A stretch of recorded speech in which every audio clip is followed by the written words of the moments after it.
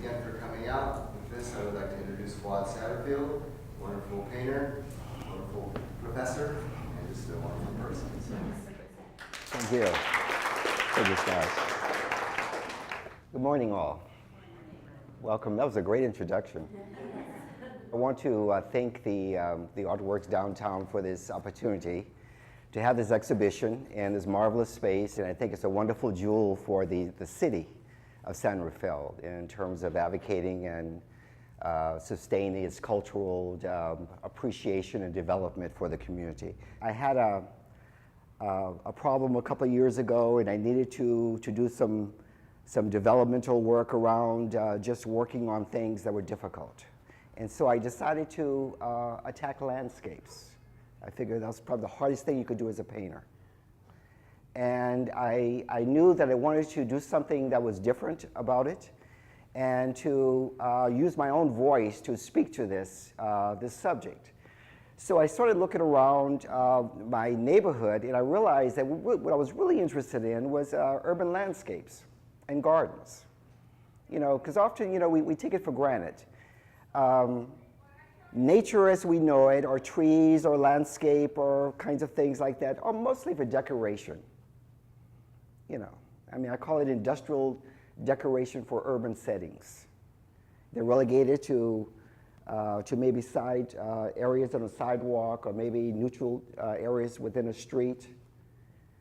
You know, but I think it's more important than that. I think that when we bring these elements into our urban setting, we also bring into it a sense of who we are internally and spiritually, making that reconnecting back to our source.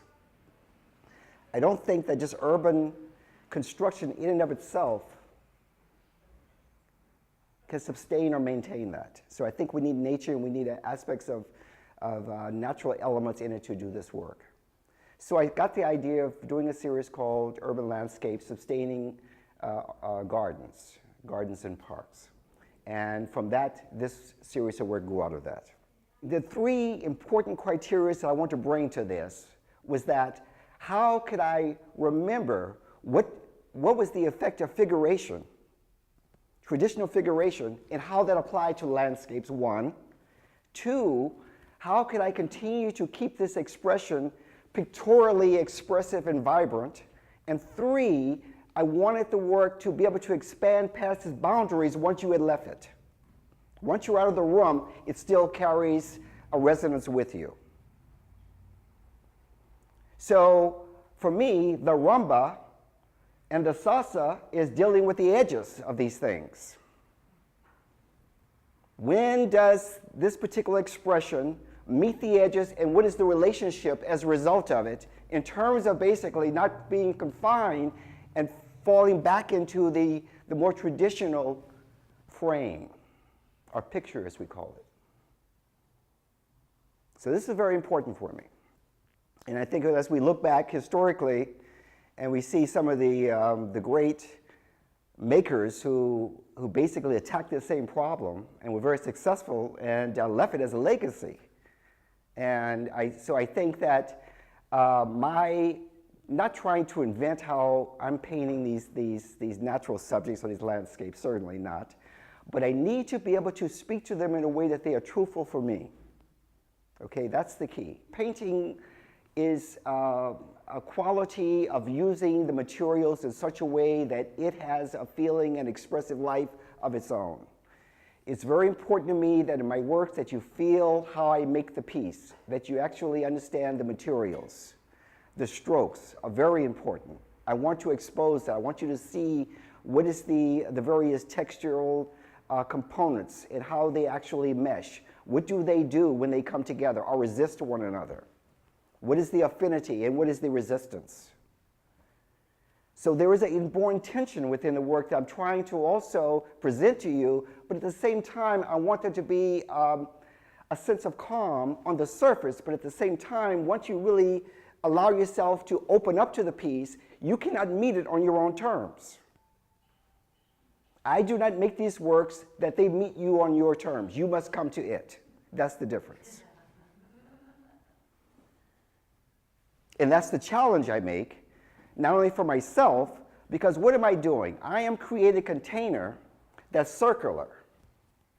I am making something and I'm representing it back to you for you to be able to grasp or not this thing. So therefore, it has to have some universal aspects and elements within it so that we can all share that or not. You know, usually the question is asked, what are your favorite pieces? I don't really have any favorite pieces. I have pieces that were either hard or less hard to make. You know, because they all have particular problems, pictorial problems that I have to wrestle with and try to make sense of. And often I fail. Okay, and I've always said that I make paintings for other painters because they know what we are dealing with here, you know. But I'm not being disingenuous to those of you who are not artists, certainly. Again, I do want to make something that is pleasurable to look at, and you can have a wonderful aesthetic experience and perhaps take something with you that may be a meaningful kind of addition to some aspect of your intellectual, cultural development, perhaps. You know, I don't know. You know, so that's always a goal if that's possible. But often, I'm trying to solve a problem. And the problem is, how can I attack this subject and let the demands of painting be the most important aspect I'm able to feel comfortable with? And primarily, one of the things of painting and the demands of painting is, what do you do with that pictorial space? How do you cultivate, how do you make that space work in such a way that it transforms itself and gives back a sensual, dynamic, expansive quality that is so extraordinary that you can't talk about it. You can't talk about this.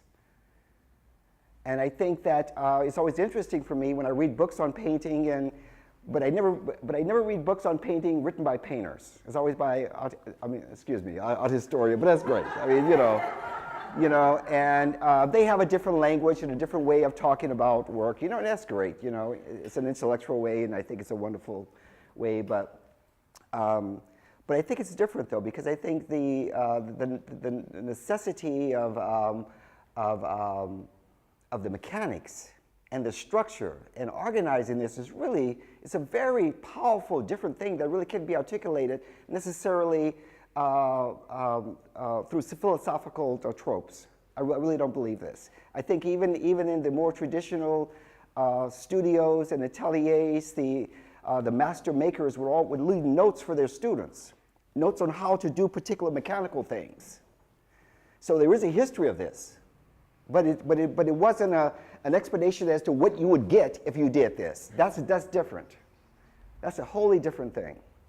What you will get. No, you can't guarantee that. It is up to you and how you employ those tools and that insight that you've developed through your tenacity to be able to attack this thing and make it so powerfully important that you've arrived at a place that you never thought you were going to be before. That's how it works.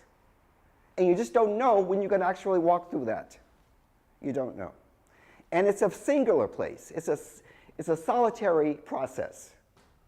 I don't think you can't do this in conjunction with a lot of people around you. You can't do this talking with people. You can't do this for me. I'm speaking for me now. You know, I generally don't have anything happening. There's no music. There's no conversation. It's just the clatter and the clucking of the materials and the slash and the spatter and it's a lot in itself. So this is what fascinates me about this process, and this is why I do it. And being in the room now, the gallery now, and seeing the paintings, I wish I could take them all back and just rework them. Okay, or kill them, or put them away for a while. Because I think after every series, you know, you so move past that so quickly, they just say, wow, how could I have thought that was good? I mean, you know, how could I have thought that was successful? Because I think that's the nature of growth and development. I have a wonderful studio, and I have the ability to make very large-scale paintings. And because of that, I do. And I try to restrain myself. One of the early lessons I learned from my mentor was that never be afraid of scale. Never walk away from scale. Don't shrink because something feels big to you. Okay? And as a result of that, I make paintings as big as I can get them out of my door now. You know, they can only be this height, but they can be as long as I want them. You talk about scale. I'd be interested if you might talk about one of the smaller paintings. The smaller paintings. Oh yes. Okay. Let's take this. Let's take this little collage mixed media piece. This is interesting because these were just studies for some of the larger paintings, and I wanted to work on paper. I generally just go right to canvas. I generally do not do much with paper, but I said, no, Fuad. I say, you need to develop a series on paper with smaller scale pieces and, you know, I mean, for small museums. You know, and what I also, the restraints I put on myself is that there could be no corrections. When I make a mark, that's it. I do not want to go back and correct it. And so it's like an exercise that I do. And so with this, I made the piece and I looked at it and I said, it's cute, but it needs something. And I wasn't really sure, you know, and so this piece gestated for almost about 2-3 months. In fact, they all did. And then I had all these paint sticks in the studio, and I said, well, let me put a kind of textural element in it. And so that's how that came about. And I thought that basically, with some of the synthesis of the additional material on top actually does work, particularly once you take it through the color tone codes that I've tried to establish in a piece. I didn't do it with all of them, but some of them I thought they were fairly successful. I thought this was one that was fairly successful, in fact. And also what's interesting about this piece, in all of the pieces throughout the show, they're all the same subject. They're all the same scene, except for this painting. Yes? So when you're working in a very abstract way, do you work from different directions, or do you see it already in that position? No, I don't. I have an idea of the composition only, but each part has to be a complete painting in itself. And basically, I relegate, what I'll do is I'll take blue tape and I'll just tape off, say 24 by 24 squares, and I'll just paint that and move, and then it all comes together or not. So as a visual perspective, you see it very differently looking down. And I want to, because I don't want the orientation to be just a fixed looking straight on. That's the whole point. Is that I think that these paintings will work if you turn them upside down. It really doesn't matter. So do you work out of your head, or do you have a... I have a blueprint, just like an architect. I have plans. Now, do I stick to my plans? No. Plans being a photograph, or being... It could be a photograph, it could be a drawing, it could be, because for me, in my opinion, I think one of the things that makes something, this thing we call art, is you have an intention when you begin, but you're not really sure where you're going to end up. That to me is the difference. As opposed to, I'm going to do this, and I end up, and it's going to be exactly that. No, oh yeah, absolutely, yes. This? Oh, that's Yosemite. And it's not Yosemite in terms of the monumentality of, you know, I mean, everybody goes there and you see all the tourists snapping all the El Capitan, and I'm looking at the mud. I'm looking at the ground. We stayed at a little bed and breakfast, I think it was Fish Camp, and right in the back of it was this kind of like little stream that was sort of like dried up, and I was so amazed. It just so appealed to me. So really all of these paintings are the same scene, actually, you know?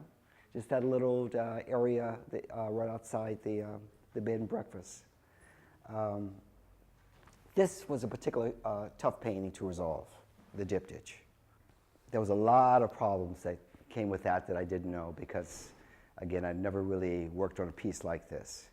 And here, the resolution of the foreground in a way, how clearly resolved. I wanted to to make it in terms of being able to read it. What was the intent? I wanted to keep it very painterly. I wanted an atmospheric kind of quality to permeate throughout the work. There was a clearly kind of impressionistic attitude that's in the work, but at the same time, I wanted to basically to sabotage that and take it into a more expressive, continuation, expansive quality in these two little paintings. And these were two different paintings, by the way, that I decided to bring together and to create this diptych. I tend to paint over paintings a lot, and because I find that when a painting doesn't come up to par, that it's fair game to be recycled back into another theme. And often, those are the most successful paintings because you don't have to deal with white at all. The white is already dissolved. And of course, the piece behind it that's on the postcard for the show is the very same view, but only a section of this. And you can see that here, the way that I'm approaching this is slightly different. I'm more cognizant of the spatial dynamic within, the internal drama. And at the same time, I did not want to bring the entirety of the U to the edges. I wanted there to be a kind of open and finished quality about it, just to allow a kind of free movement. This painting also can be read from any direction. You can turn it any way, it will work. So Yes. if you're working around the piece, at what time, or is there ever a time that you decide which way to hang it? Well, it has an orientation of physics, you know, of kind of ground, a ground plane, and but aesthetically, it could work in any direction, though. I mean, it has a particular orientation, yes. You could turn me upside down. You know I'm upside down, but I'm still fully formed, though. I mean, you know what I mean? There's no places where I'm not totally. So, do you know what I mean? It's the orientation we want. In the orientation, there's a particular orientation, particularly when you deal with landscapes, because often there's there's these bands that tend to dominate, in a way. But that could be subverted also, and that's part of the problem which I'm working with, is trying to how not to have that happen, but have it truly open-ended, in a way, where there is no middle ground or foreground or right or left or up or down. Now, I'll say one thing. Now I'm looking at the little paper piece right next to the large piece in the middle. Now, you know, that started off as an ink on paper, very Sumi ink on paper, very unsuccessful. And I decided then to just paint over it. And there's a freshness about it that I was able to maintain that I thought actually surprised me in a way, because I'd never made a piece like this before. And if you look very closely, you'll be able to see the traces of ink that's actually underneath the acrylic. And also there's some gouache in there as well.